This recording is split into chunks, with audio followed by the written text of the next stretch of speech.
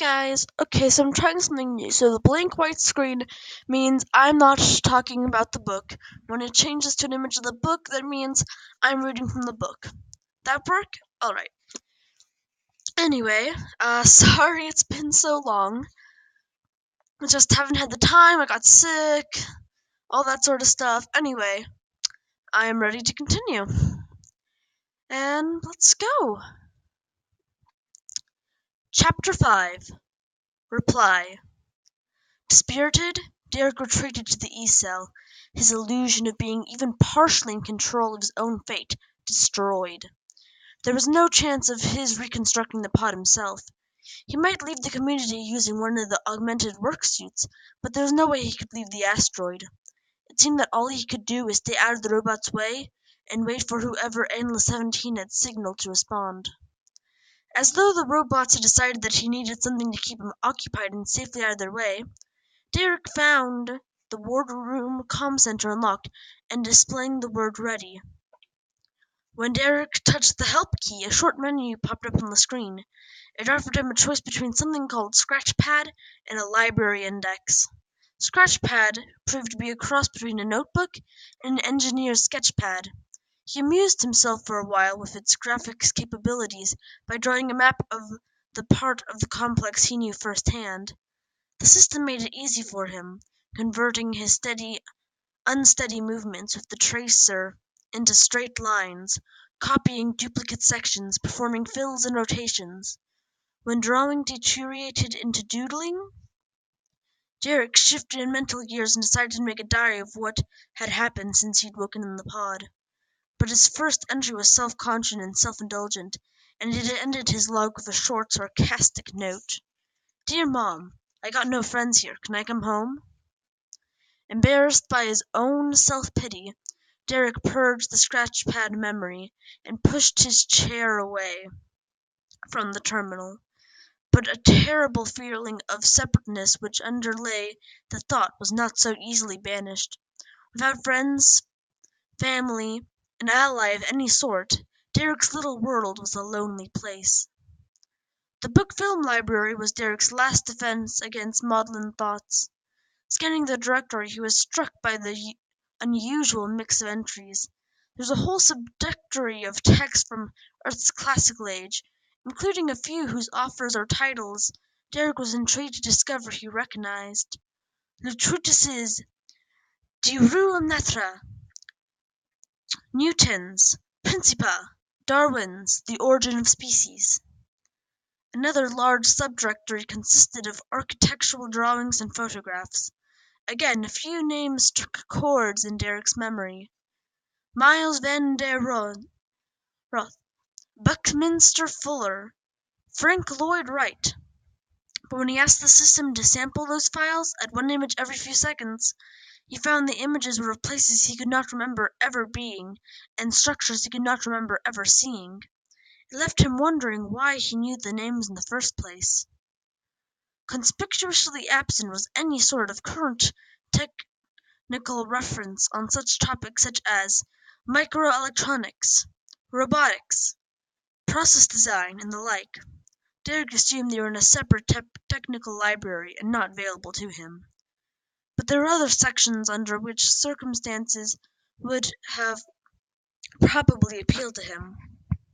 A biography of robotics pioneer Susan Calvin, Genesis, Markin Elvers, an article history of 12th century computer science, a screen full of titles on astronomy and astrography. But Derek was not interested in being educated, or in anything that required thinking. He wanted to be a spectator to someone else's problems, to disengage his mind and surrender himself to the spell of a storyteller. Yet when he turned to the fiction subdirectory, he found the pickings sparse. Aside from a few interactive mysteries and a half-dozen text novels, all of which would require too much work on his part, Derek's choice was limited to the world of theatre. Faust, Waiting for Godot, Dallas and Icarus, Sweeney Todd. The titles meant nothing to Derek, but Shakespeare he knew, and Shakespeare was well represented on the list. Feeling a need for laughter, Derek chose the comedy, A Midsummer Night's Dream. Then he retreated to a comfortable chair, propped his feet up on the conference table, and let the recording carry him away to ancient Greece, to a woods near the city of Athens, where he might amuse himself with the love-crossed confusion of human and fairy kings, and the pranks of the devilish sprite Puck. Up and down, Puck vowed, I will lead them up and down. I'm feared in field and town, Goblin, lead them up and down. In the middle of Puck's declamation, Derek heard the unmistakable sound of the inner door of the airlock opening. He came to his feet as the supervisor entered the wardroom and crossed toward the comm center. "What do you want?" Derek demanded, following. The robot ignored Derek. "Priority interrupt," the robot said to the comm center. The screen went blank and the speakers silent. "Password?" The robot's fingers flew over the keypad in a blur, but nothing appeared on the screen except the instruction "Proceed." Without hesitation, the robot began to hammer at the keys again. Even standing only an arm's length away, Derek had no clue to what the robot was entering.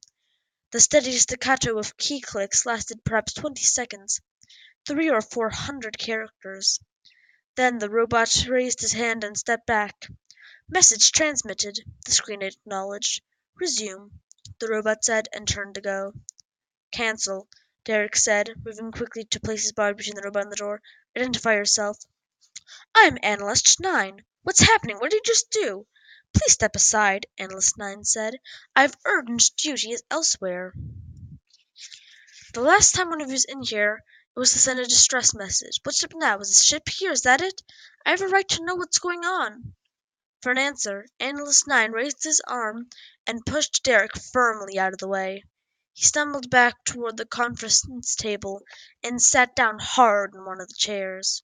"Do not interfere," the supervisor said, and left the room. Though his shock at the robot's physical treatment of him slowed him for an instant, Derek scrambled to his feet and followed. Out in the chamber, Derek found frenzy activity bordering on chaos. Dozens of Porter and Picker robots were streaming off the lips, as if some massive exodus were underway. Scores more were scurrying through the aisles, gathering up components and carrying them toward the west wall and the recycling smelter located there. To Derek's astonishment, instead of depositing what they held and turning back to get more, the pickers and porters queued up at the smelter, carried their burdens directly into the heat of the smelter, and never appeared again. For some reason, the robots were systematically destroying select items in their storehouse, and themselves at the same time. Distracted by the parade of suicidal robots, Derek had lost track of Analyst 9. Now as he scanned the chamber to try to find it, he saw something else extraordinary. There were no supervisors anywhere in the warehouse. The various manufacturing centers were standing silent and abandoned. On a hunch, Derek fought his way through to the lift and commandeered a platform to take him up to level 0. There he found a gathering of 20 supervisors. They were standing motionless in a circle, with hands linked, as though in some sort of direct conference. They took no notice of his arrival, so Derek crossed the room to where 2 other supervisors sat at the giant command console. "Monitor 5? Yes, Derek," one of the robots said with a nod of acknowledgement. "Can you tell me what's happening?" "Surface sensors have detected a large spacecraft approaching. The trajectory and velocity profile indicate that it will match orbit with this planetoid." "Am I going off this rock?" Derek exulated. "Praise the stars! There's a 68% probability that the ship intercepted the distress signal. However, there's only a 9% probability that the ship is here to rescue you." That news jolted Derek back to earth. "Intercepted? They aren't the people you were calling?" "No, Derek." "Then who are they, then? What do they want?" "The ship is currently unidentified." "Is that why all the robots downstairs are going crazy?" "I cannot answer that question now," Monitor 5 said. "I may be able to tell you more shortly. What should I do?" "Wait." "Great. How long?" "Not long," Monitor 5 said, standing. "Excuse me. The analysts are calling for me." Crossing the room, Monitor 5 joined the conference circle. He stood there with them for perhaps 2 minutes. Then the circle broke apart. Most of the supervisors headed for the lift. Two of them, including Monitor 5, came to where Derek stood. "I've been appointed to communicate with you," Monitor 5 said. "Appointed?" The robot's choice of word confused Derek. "By default," the robot admitted. "None of the analysts felt comfortable dealing with a human." "Are you telling me they haven't been talking to me because they don't want to? They don't know how?"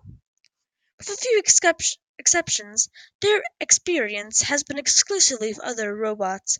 I've been chosen because of my previous success in communicating with you," Monitor 5 said. "Is that another exception?" Derek said, indicating the robot sitting just behind Monitor 5. "I'm accompanied by Analyst 17. Ah, we've met. Sort of." "Analyst 17 is here to assist me," Monitor 5 said. "Please, Derek, there are important matters to discuss, and there is very little time." Then get started. "Thank you. The analysts are agreed that the approaching ship is a threat to the security of our operation. The possibility of discovery was anticipated by those who placed us here. Our instructions for such circumstance are to destroy ourselves and this facility. Certain preliminary steps are already underway. The robots at the smelter. Yes, all proprietary technology must be destroyed and evacuation rendered unusable. This directive was impressed on us at the highest level of necessity and urgency. We must comply. However, your presence was not anticipated. What do I have to do with it? As long as you are not present, we are not able to fulfill our directive, since to destroy the complex would kill you. Even to destroy ourselves would leave you unprotected. Therefore, for us to carry out our directive, it is necessary for you to leave. I've been ready to leave since I got here. Just show me the way." Analyst 17 spoke up at that point. "Unfortunately, since leaving the community also represents a significant risk to your life, we are unable to assist you in doing this, and are in fact obliged to prevent it. So you're not going to put my bag back together, my safe suit? No. This is crazy. On the contrary, it is fundamentally logical," Analyst 17 said. "If we protect you, you will almost certainly die, which we cannot allow. If we fail to protect you, you may survive, but you will be placed in grave danger, which we cannot allow."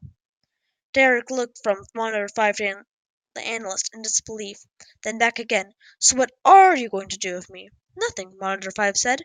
"No action is possible. If we help you to escape, we will be placing you in danger.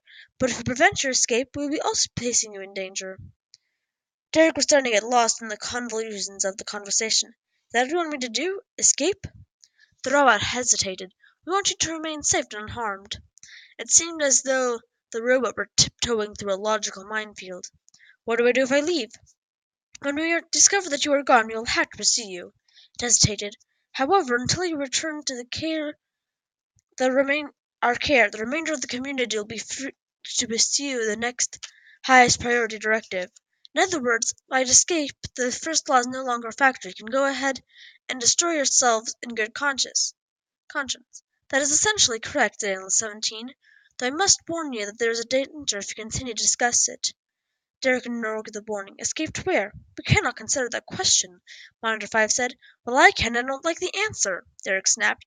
"I'll tell you what I intend to do. As soon as that ship is close enough to pick up the signal from a suit transmitter, I'm getting in one of those augments over there and going up to the surface to ask them to save me from you." "We cannot allow that." "So what am I supposed to do? Go wander around on the surface until my air runs out? This is nuts. How can you even ask me to do such a thing?" "Dick, I must repeat, there is a danger," Analyst 17 began. "We have not asked you to do anything," Monitor 5 said. "We have simply outlined for you the consequences of actions you may choose to take." "You may not be asking, but you're dropping some loud hints," Derek said. "You're telling me that if I want to go kill myself, you'll look the other way. I don't understand how this whole conversation can even be taking place. What's wrong with all of you?" Monitor 5 answered. "I'm following a highly conditional logic path proposed by Analyst 17. So that's why he's really here, in which the uncertainty of your fate is modified by your own volitional acts, a positive value weighed against the high probability of harm due to inaction." "In other words, you talked yourself into it," Derek said. "Well, you haven't talked me into it. Your prime objective and your security don't mean a thing to me. Do you think it's important to me if you can't destroy yourselves? I don't care if that ship belongs to your worst enemy. In fact, I'm beginning to think that they're your enemy. That makes them my friend. I'm not going anywhere. and I'm sure as hell not going to go kill myself to get you off the hook." The robots were apparently not willing to let it go at that. When Derek left level 0, Analyst 17 followed, and took a different lift, and when they reached the warehouse level, it studiously trailed several steps behind him. But there was no question that he was under surveillance. It don't make sense that immediately after asking him to escape, the robots would send a bloodhound to dog his heels. But since he had no intention of doing what the robots wanted, it hardly mattered if he understood. He could safely ignore his shadow. The warehouse was still a hive of chaotic activity, and Derek retreated from it to the quiet of the E-cell. He thought Analyst 17 might content itself to watch and wait outside, since the cell had only one exit. But the robot came inside as well, and when Derek entered the wardroom, it followed him in and took a seat at the opposite end of the conference table. At first, however, Derek barely noticed the robot's entry. The video from a sky camera somewhere on the surface was being displayed on the comm center screen. It showed a small, distant orange sun and a field of dim stars, in which Derek saw no immediately recognizable patterns. A dark backlit hull was moving across the star background, growing perceptibly larger as it closed on the asteroid. It was still too far away to show a distinctive profile, but it was clearly a massive spaceship of some kind. "More propaganda?" Derek asked. "The analysts agree that you have a right to know the source and current status of the threat. Do you think I'm going to see that thing up there and panic? It won't work. This isn't much, but it's home. I'm not leaving." The robot made no reply and remained silent while Derek went to the auto galley and assembled a lunch. When he came back with it and sat down, he soon became painfully conscious of the robot waiting patiently watching him. "Whose side are you on, anyway?" Derek asked between mouthfuls. "Clarify. What are you doing here? I thought you wanted me to skip out, but I couldn't make a move without you knowing about it."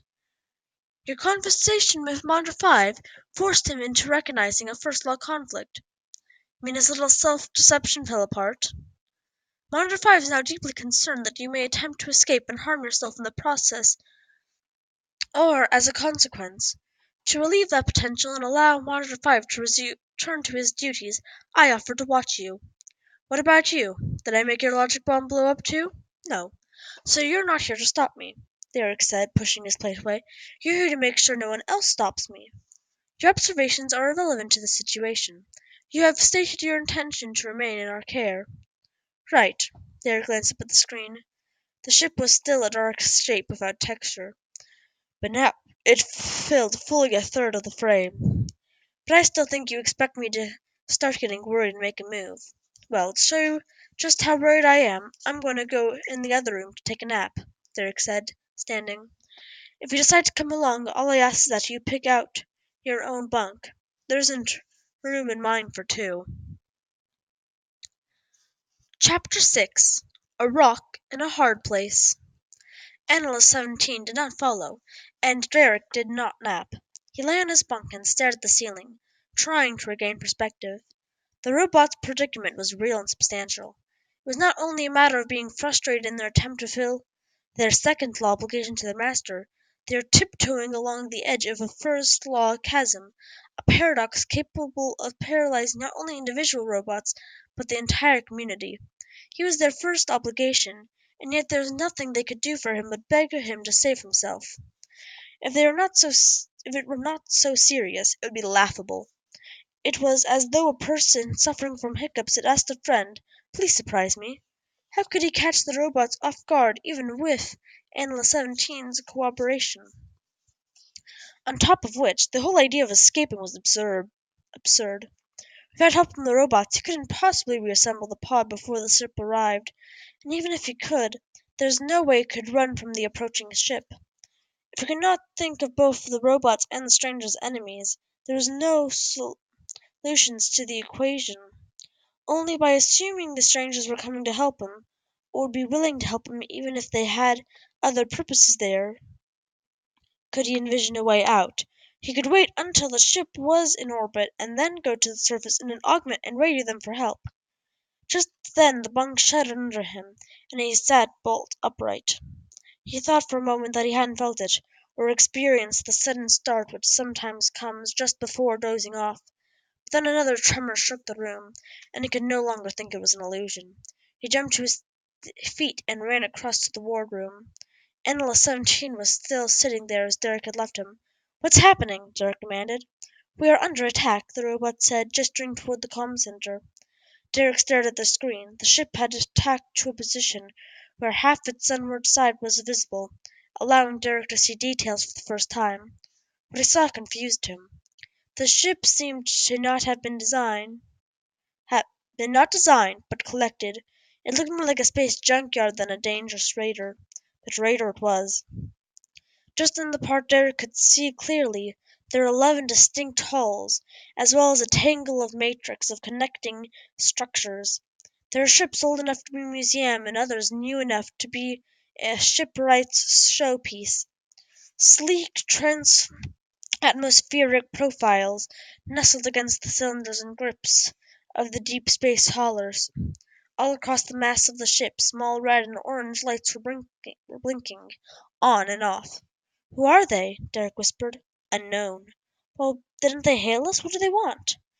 There was no signal on any frequency commonly used for communication. Derek felt another vibration through the floor. "What kind of ship weapons are they using?" "The ship's armament appears to consist primarily of phased microwave lasers. And what do we have to fight back? The community has no weapons." "What?" Derek demanded. The robot's answer was patient and calm. "It is highly probable that the ship contains humans. We may not be permitted to use weapons against them." Derek stared at the robot, then at the screen. Unlike in careless fictions, there was no stabbing beams of brilliant light to betray the energies pouring down from the radar ship. There were only the winking lights and the ground moving under Derek's feet. "Are we in danger?" "Yes." "How much?" "The ship began its attack in the area of our only permanent surface installation, the antenna farm located 170 degrees east of the primary shaft. These vibrations we're feeling are from that far away?" "Yes, the primary assault was successful and communications are out.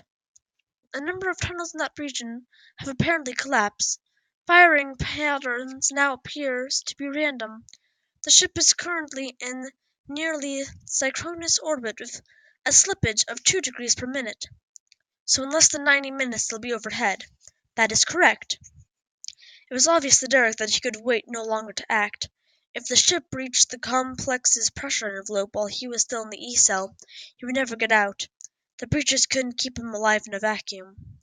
There was another danger, just as acute, and the power would be interrupted or the lift stable, that he would be trapped on the warehouse level. Even if low gravity, he did not think he could climb a lift shaft by hand. Not that running about on the surface in an augment was as attractive a proposition as it had been a short time ago. The chances that he would be taken not for a prisoner trying to escape, but for an enemy to be destroyed. Even so, dying buried in the icy heart of an asteroid was infinitely less appealing than dying out in the open. "This logic path you devised, am I correct in thinking that you and Monitor 5 are the only supervisors who is able to follow it without hitting a first-law conflict?" "Yes." "Why you?" "My experience with human beings has provided me with a more sophisticated perspective on their nature and behavior." "You had contact with other humans beside me?" "Yes." "Who?" "I'm not permitted to say. That end.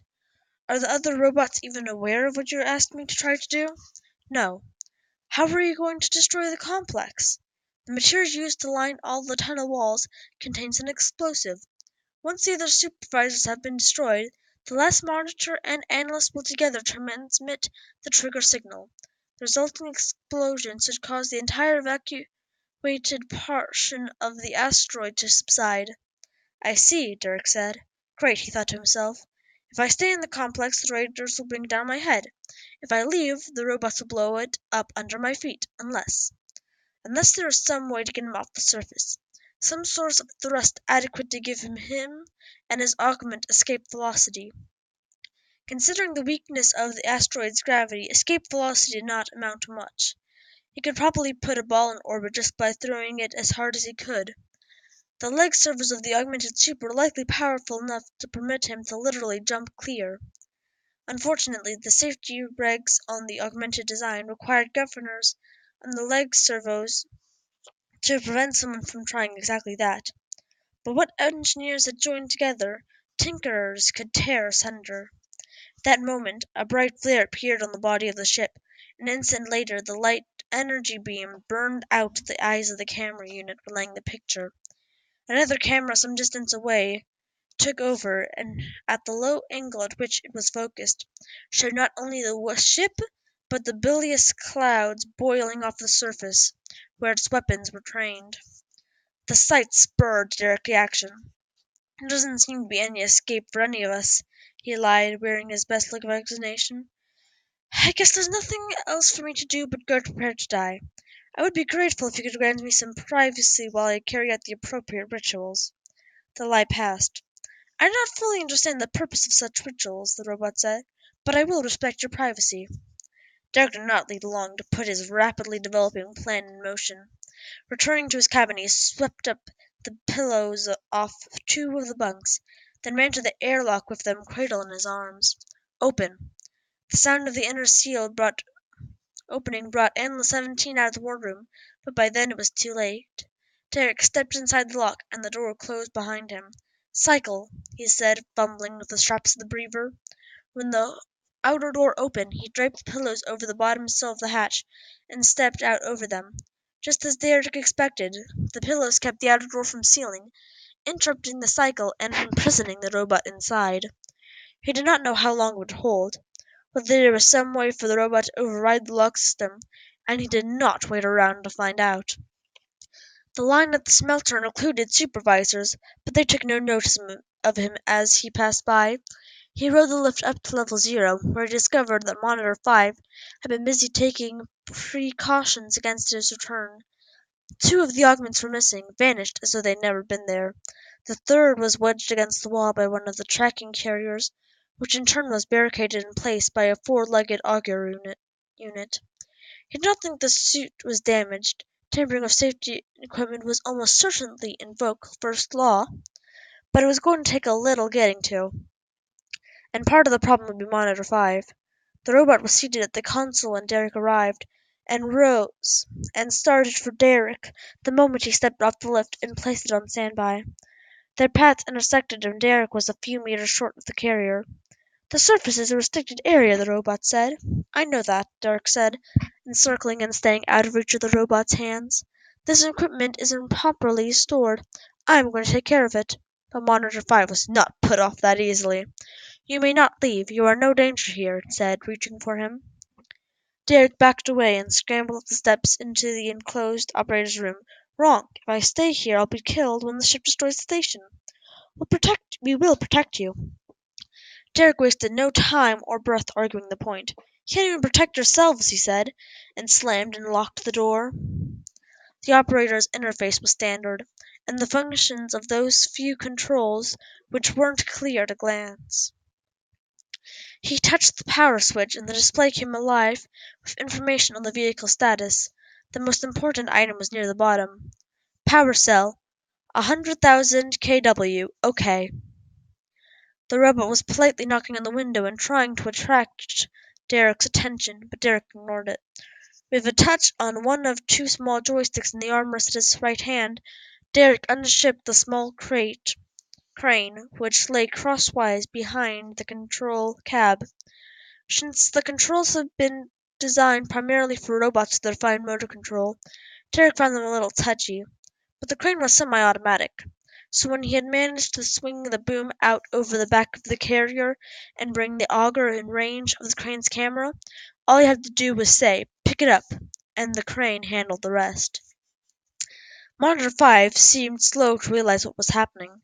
Derek couldn't decide if that was because it was still experiencing some internal conflict, or if he was just seeing the difference between a monitor and an analyst.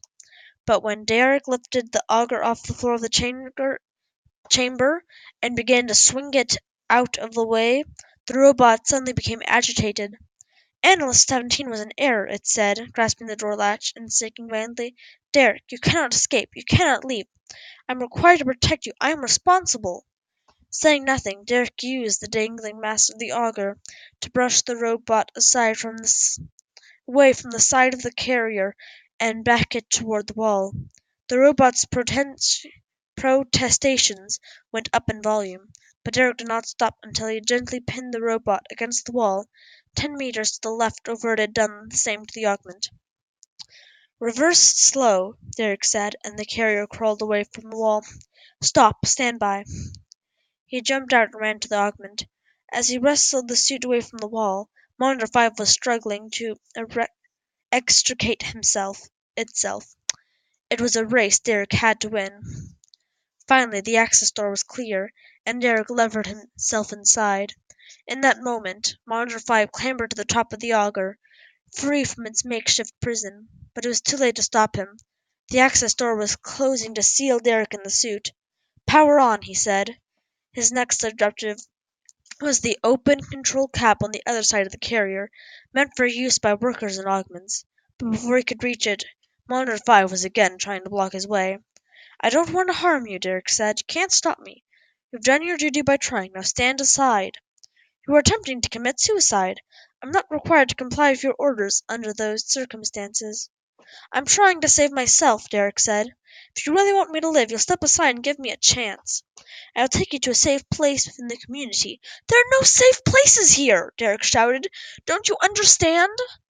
I can't stand here and debate it, Derek said. I'm sorry.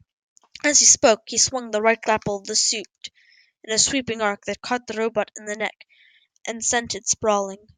But Derek had barely taken 3 steps when it was back again, clawing at the suit's emergency panel. This time Derek reached down and grabbed the robot's right leg, upending it and dropping it on its back. Catching its ankle with the other grapple, Derek pinned down hard until he heard the sounds of metal crumpling. When he released his grip, the robot's leg was crippled, the foot frozen at an odd angle. Derek climbed into the open cab unimpeded. As he backed the carrier away from the wall and turned it toward the ramp, he saw Monitor 5 still lying on the floor where he had left it, vainly trying to repair the damage Derek had done. Its silt-like scanners followed Derek and the carrier across the chamber. It was still watching him, its gaze somehow forlorn and somehow accusing, when Derek drove the carrier up through the lock and out onto the surface. Alright, that's the end of that day. Sorry. But, yeah. Happy Easter, which technically Easter's tomorrow, but happy Easter anyway. I hope you enjoyed this. And, yeah. Thanks for watching. Sorry this was a little late. Again, not enough time. I got sick and my voice got sore. I'm sorry. I really couldn't help all that, but thank you for watching. Bye!